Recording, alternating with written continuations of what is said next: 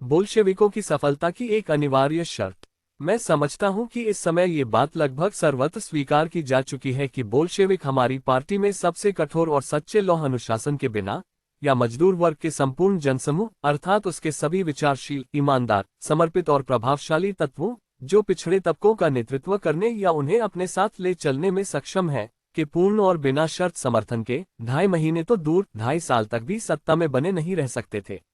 सर्वहारा वर्ग की तानाशाही का अर्थ है नए वर्ग द्वारा अधिक शक्तिशाली शत्रु पूंजीपति वर्ग के विरुद्ध छेड़ा गया सबसे दृढ़ और निर्मम युद्ध, जिसका प्रतिरोध उनके उखाड़ फेंकने से 10 गुना बढ़ जाता है, भले ही केवल एक देश में, और जिसकी शक्ति न केवल अंतर्राष्ट्रीय पूंजी की ताकत, उनके अंतर्राष्ट्रीय संबंधों की ताकत और स्थायित्व में निहित है, बल्कि आदत की ताकत, छोटे पैमाने के उत्पादन की ताकत में भी निहित है। दुर्भाग्य से दुनिया में अभी भी छोटे पैमाने का उत्पादन व्यापक है, और छोटे पैमाने का उत्पादन पूंजीवाद और पूंजीपति वर्ग को लगातार, दैनिक, प्रति घंटे, स्वतःस्फूर्त और बड़े पैमाने पर जन्म देता है। ये सभी कारण सर्वहारा वर्ग की तानाशाही को आवश्यक बनाते हैं, और पूंजीपति वर्ग पर विजय एक लंबे, जिद्दी और हताश जीवन मरण संघर्ष के बिना असंभव है, जिसके लिए दृढ़ता, अनुशासन और एकनिष्ठ और अधिक इच्छाशक्ति की आवश्यकता होती है। मैं दोहराता हूं, रूस में सर्वहारा वर्ग की विजयी तानाशाही के अनुभव ने उन लोगों को भी स्पष्ट रूप से दिखा दिया है जो सोचने में असमर्थ हैं या जिन्हें इस विषय पर सोचने का कोई अवसर नहीं मिला है कि सर्वहारा वर्ग का पूर्ण केंद्रीकरण और कठोर अनुशासन पूंजीपति वर्ग पर विजय की एक अनिवार्य शर्त है। इस पर अक्सर चर्चा होती है, हालांकि इस पर पर्याप्त विचार नहीं किया जाता कि इसका क्या मतलब है और किन परिस्थितियों में यह संभव है। क्या ये बेहतर नहीं होगा कि सोवियतों और बोल्शेविकों को संबोधित अभिवादन के साथ साथ उन कारणों का गहन विश्लेषण भी किया जाए कि बोल्शेविक क्रांतिकारी सर्वहारा वर्ग के लिए आवश्यक अनुशासन का निर्माण करने में क्यों सक्षम रहे हैं। राजनीतिक विचार की एक धारा और एक राजनीतिक पार्टी के रूप में बोल्शेविज्म 1903 से अस्तित्व में है। अपने अस्तित्व की पूरी अवधि के दौरान बोल्शेविज्म का इतिहास ही संतोषजनक ढंग से यह समझा सकता है कि वह सबसे कठिन परिस्थितियों में भी सर्वहारा वर्ग की जीत के लिए आवश्यक लौह अनुशासन का निर्माण और उसे बनाए रखने में कैसे सक्षम रहा है।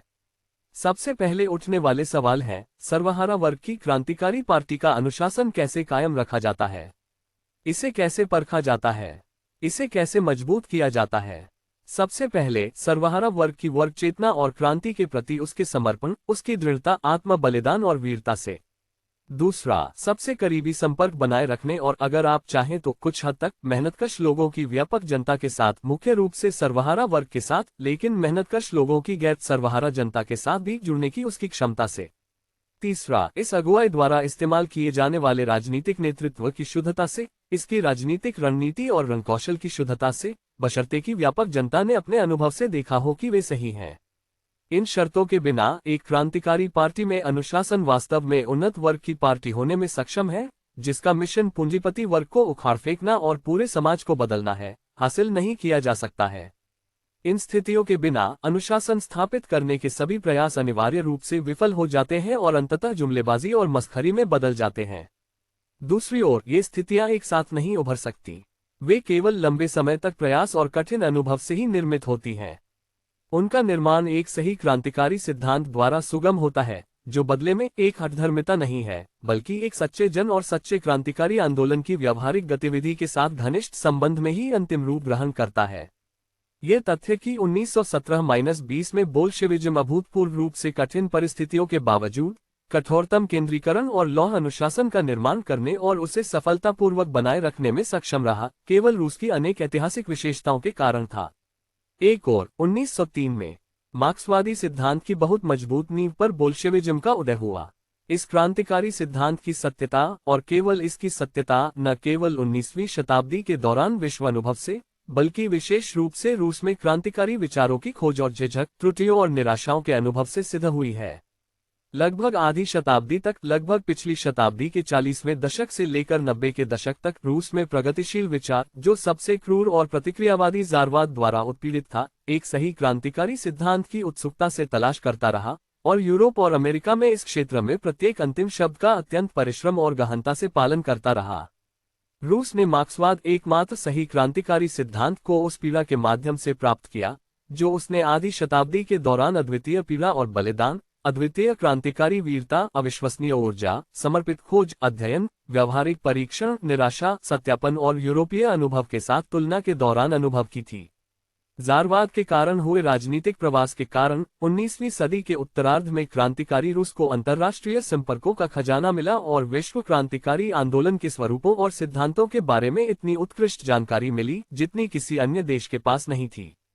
दूसरी ओर सिद्धांत की इस ग्रेनाइट नींव पर पैदा हुआ बोल्शेविज्म 15 साल के व्यावहारिक इतिहास 1903-17 से गुजरा, जो अपने अनुभव की समृद्धि में दुनिया में कहीं भी बेजोड़ है।